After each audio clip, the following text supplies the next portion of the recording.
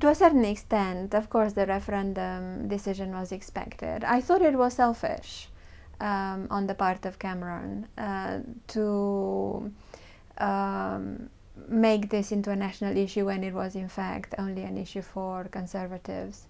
It was misguided, as we found out from the result, because we didn't really have a campaign that allowed us to consider the issue properly, especially considering how important and how consequential this decision is turning out to be. This May, I was very surprised. I had been a little bit worried because the polls were too close going into the polling day. I was disappointed that I didn't do more for the Remain campaign. I could have campaigned, but I thought that my foreign background would actually antagonize people, so I held back.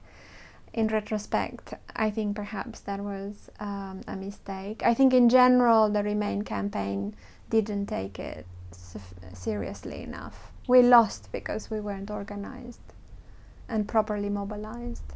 I have been a British citizen since 2003. I'm also a Romanian citizen. So for 4 years before Romania joined the EU, I was a dual citizen for 2 countries that were at least aspiring to come together. Now these 2 countries are going apart. And it's a family issue for us. The first reaction within my family was for my niece, who is now 17, to ask whether she will have difficulties visiting me in the future. I suppose as she's becoming more independent, she will be able to travel on her own next year when she turns 18. It might have been something like a dream, something that she would want to do for the future, to come to see me and to gain a more intimate maybe knowledge of this country as well. But now this is going to be obviously still possible to a certain extent, but it won't have the same feeling of coming here as though in some way it is home. It could be home. So I feel disappointed about that.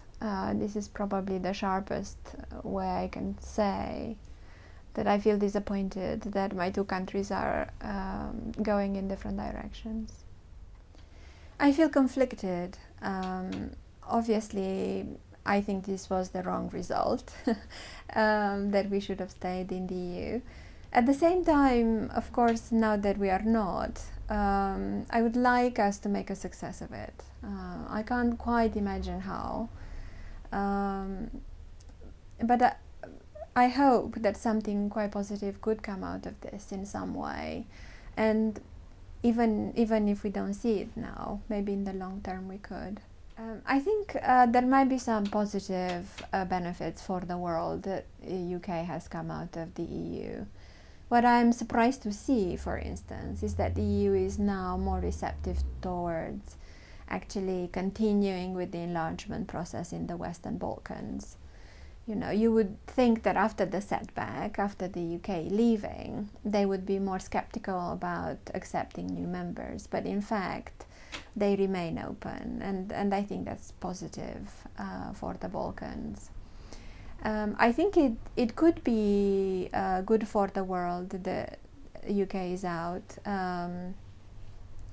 in the sense that if we are able to find a way to be successful in the global economy, given all the competition, perhaps we could renegotiate the relationship with the EU and make it help.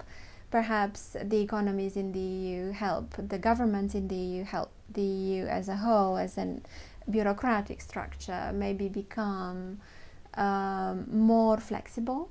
I think that would be an advantage for the EU. Find some way to make this heavy bureaucracy at the top more connected to the national capitals, or more flexible in relation to what the individual countries need.